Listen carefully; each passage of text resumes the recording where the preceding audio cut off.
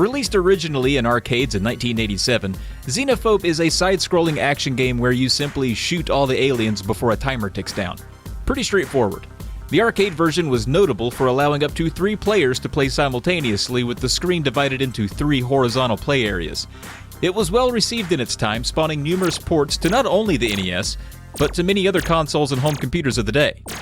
Now, while xenophobia references the fear or dislike of anything perceived as foreign or strange, in this case alien entities from another world, the more modern use of the term xenophobia or xenophobe has a much different connotation that often extends to racism.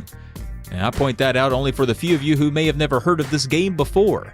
If you're ever propositioned to join another person for a night of xenophobia, don't even double check what they mean. Even if they are talking about the NES game, it's worth passing on. Just say no to xenophobia.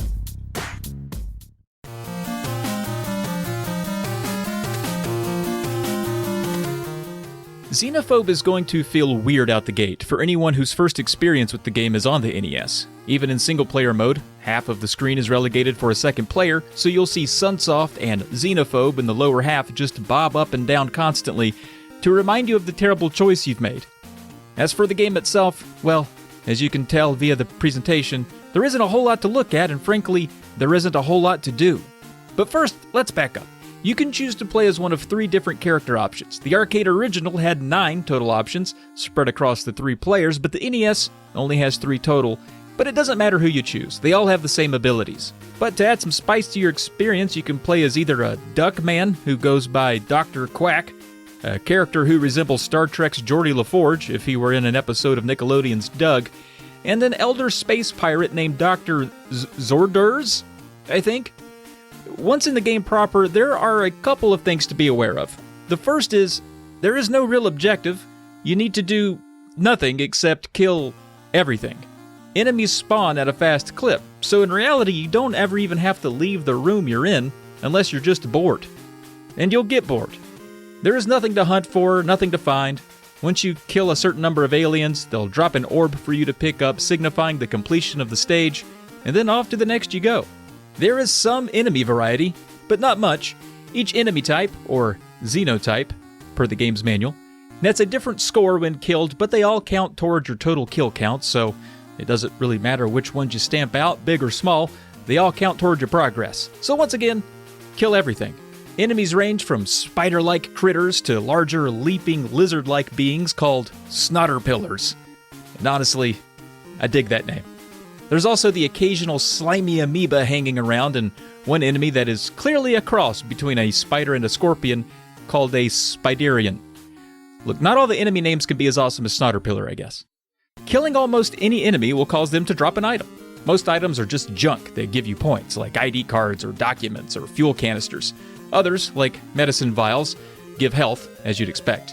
Your health is indicated by a numeric value in the lower left instead of a meter, which can make it difficult to gauge how well you're holding up out of the corner of your eye. The best drops, aside from health of course, are weapon upgrades.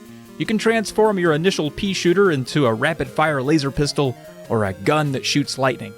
The upgrades help speed the stages along, as some enemies take an annoying amount of shots to kill with the base weapon. Completing a stage takes you to a screen where the game slowly counts up all the extra points you've accrued from picking up space junk, and then you're off to the next stage, which will look a lot like the one you just came from.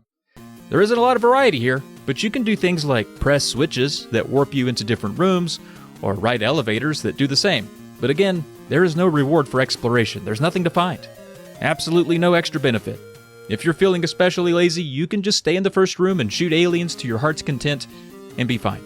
It does help to become adept at jumping over certain enemies so that you're firing at their backs, and honestly, once you've gotten the hang of how the enemies behave, and they're extremely predictable, the game gets boring. After 8 stages, you loop and start back at the first stage environment.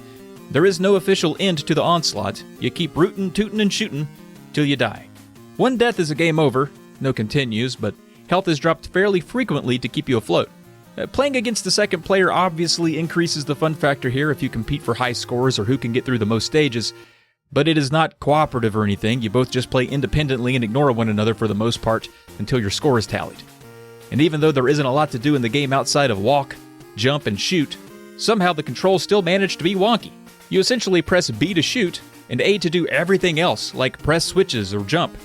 And although it's a strict 2D plane, pressing down doesn't allow you to duck down or sit.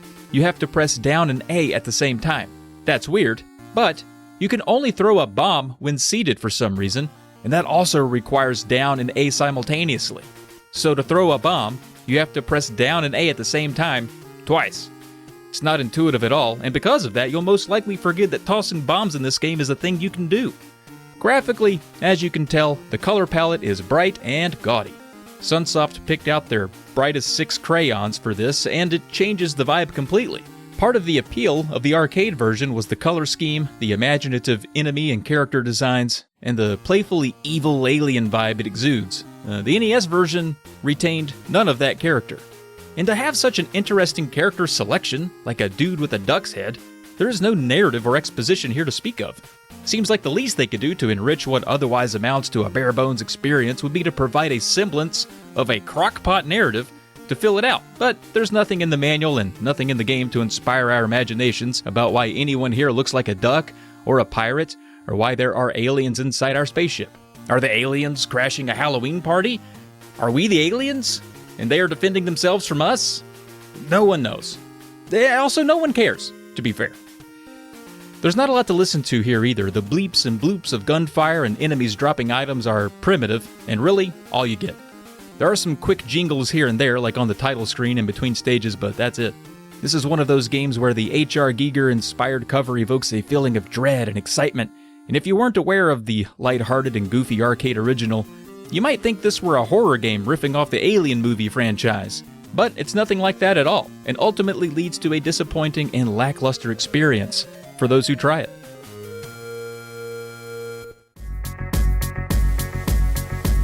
As far as arcade ports go, it's unlikely that any really top the original, which was only a so-so experience in its own right, but the Atari Lynx version stands out as a highly regarded version.